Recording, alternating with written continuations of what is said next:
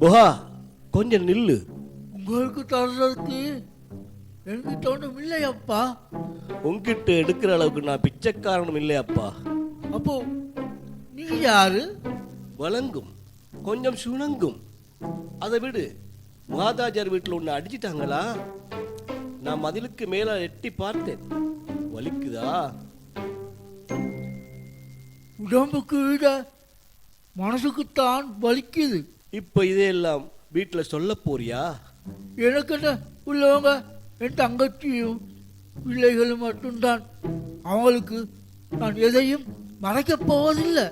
முட்டாள். நாளைக்கு சுஹானாவுக்கு singing competition. அதுக்காக இன்னைக்கு சாம்பத்தில் போக இருக்காள். நேரத்துக்கு மூசின் சார் வேன் அனுப்புவாரு. நீ அடிபட்ட கதையை சொல்லி அவளுடைய மண்டையை குழப்பிடாதே. நான் மூடி மறைச்சாலும் பிபி சொல்லிடுவா. அதை நான் பார்த்துக்கிறேன். இப்போவாவது சொல்லுங்களே, நீங்க யாரு?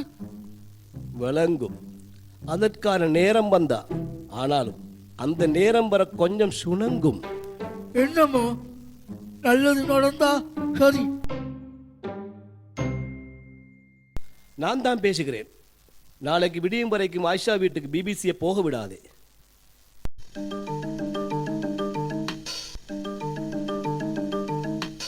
சரி வை.